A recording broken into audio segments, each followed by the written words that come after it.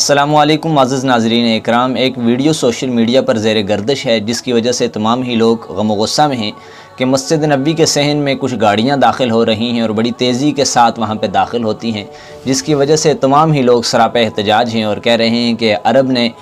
مسجد نبوی کے تقدس کو پامال کیا۔ یہ ایک کوئی شہزادہ آیا اور اس کے استقبال میں وہاں پر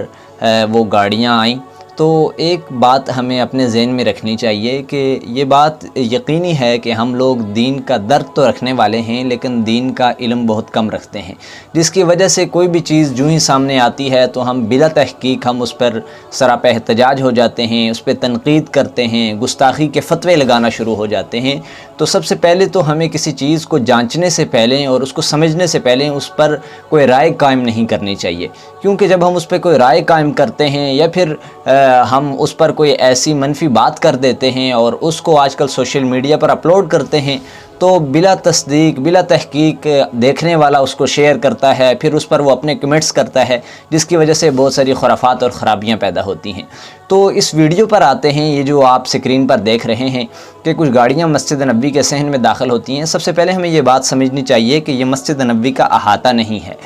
اس میں سب سے پہلے ہم جس چیز کو ڈسکس کریں گے وہ ریاض الجنہ کا رقبہ ہے۔ ریاض الجنہ کا جو رقبہ ہے وہ 15/22 میٹرز ہے، تقریباً جو کہ 330 مربع میٹر بنتا ہے، جس کے بارے میں اللہ کے نبی صلی اللہ علیہ وسلم کی حدیث بھی ہے۔ آج صبح جو ہم نے اپنی حدیث کیلنڈر میں بھی شیئر کی کہ ما بین بیتی و منبری روضۃ من ریاض الجنہ، کہ میرے ممبر اور میرے گھر کے درمیان کا جو فاصلہ ہے، جو جگہ ہے، یہ جنت کا ٹکڑا ہے۔ تو ہم یہ سمجھتے ہیں کہ یہ جنت کا ٹکڑا تھا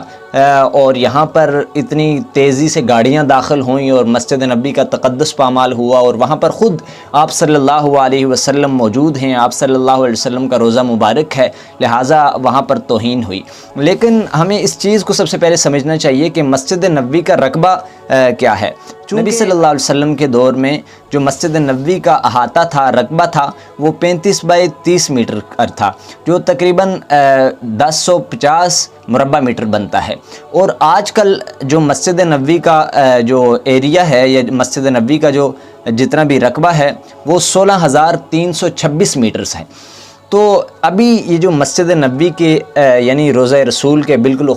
گنبد خضرا کے جو بالکل سامنے کی جگہ ہے جہاں پر گاڑیاں آئیں، تو یہ جگہ ہمیں سمجھ لینی چاہیے کہ یہ مسجد نبوی کا ایریا نہیں ہے، یہ وہ جگہ ہے کہ جہاں پر اس سے پہلے بھی گاڑیاں آتی رہی ہیں۔ وہاں پر الیکٹرک گاڑیاں کھڑی رہتی ہیں جو کہ بہت سے زائرین کو لے جاتی ہیں، اور وہاں پر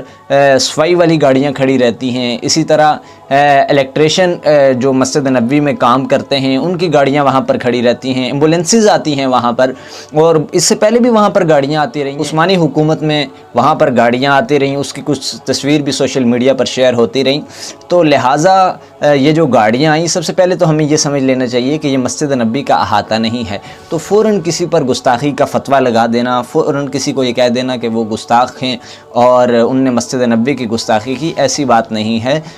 عرب نے بڑے منظم طریقے سے، بڑے بہترین طریقے سے عرب کی جتنے بھی مقدس مقامات ہیں، مسجد نبوی ہے، بیت اللہ ہے، دیگر جو مقامات ہیں، ان کو ہمارے لیے مزین کیا۔ پوری دنیا سے جو زائرین جاتے ہیں، حجاج جاتے ہیں، وہاں پر اس کی جو مینجمنٹس ہے بڑے بہترین طریقے سے وہ چلا رہے ہیں۔ تو یہاں پر چلو ٹھیک ہے، یہ بات ہے کہ ہمارے جو اکابر تھے، ہمارے اسلاف تھے، ہمارے بڑے تھے، جب وہ اس احاطے میں داخل ہوتے تھے، مدینہ میں داخل ہوتے تھے، تو ان کی کیفیت کیا ہو جاتی تھی۔ بلکہ اکابر نہیں، آج کا بھی ایک مسلمان جب وہاں پر جاتا ہے تو اس کی کیفیت یہ ہوتی ہے کہ وہ بڑا مؤدب ہو کر، بڑے ادب کے ساتھ وہاں پر جاتا ہے کہ کوئی ایسا کام مجھ سے سرزد نہ ہو جائے، کوئی گستاخی نہ ہو جائے کہ جس کی وجہ سے آپ صلی اللہ علیہ وسلم اور اللہ رب العزت مجھ سے ناراض ہو۔ اور ایک آیت روضہ رسول کے بالکل اوپر جو سورہ حجرات کی آیت نمبر 2 ہے کہ یا ایھا الذین آمنوا لا ترفعوا اصواتکم فوق صوت النبی، کیا ایمان والو اپنی آوازوں کو نبی کی آوازوں سے اونچا نہ کرو کہ تمہیں خبر تک نہ ہو کہ تمہارے اعمال چھن جائیں۔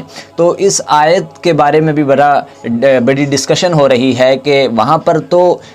کوئی چیز پر نہیں مار سکتی، آوازوں کو اونچا کرنے سے منع کیا گیا، لیکن وہاں پر اس طرح کی تیز گاڑیاں آئیں اور ان کی چیخ و چنگاڑ جو تھی اس کی وجہ سے روضہ رسول کا تقدس پامال ہوا۔ بالکل یہ بات ہے، اگرچہ وہ روضہ رسول میں وہ جگہ داخل نہیں ہے، مسجد نبوی کے خطے میں وہ جگہ داخل نہیں ہے، لیکن وہاں کا ادب ہر مسلمان کے دل میں ہے، جس کی وجہ سے مسلمان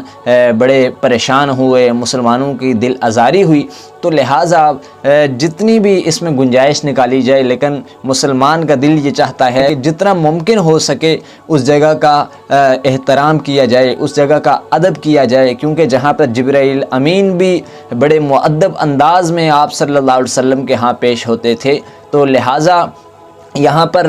جو ہم بہت زیادہ پریشان ہو رہے ہیں اور جو گستاخی کے فتوے لگا رہے ہیں، اس نہج تک تو ہمیں نہیں جانا چاہیے، لیکن یہ ہے کہ سعودی حکومت جو ہے یا پھر جو عرب لوگ ہیں ان کو یہ چاہیے کہ وہ اس چیز کو ملحوظ رکھیں، اور وہاں کے جو ادب ہیں اور کم از کم یہ جو ایک فضا قائم ہو گئی اور غم و غصہ کی جو ایک لہر دوڑ گئی، اس کو دیکھتے ہوئے جتنا ممکن ہو سکے تو وہ وہاں کی تمام تر انتظامات کو اس انداز میں چلائیں کہ تاکہ پوری امت مسلمہ کی جو دل آزاری ہوتی ہے کسی وجہ سے تو وہ نہ ہو۔ اللہ رب العزت ہمیں نبی علیہ الصلوۃ والسلام سے سچی پکی محبت نصیب فرمائے، اور اللہ رب العزت ہمیں ان مقدس مقامات کا ادب اور احترام کرنے کی توفیق عطا فرمائے۔ السلام علیکم۔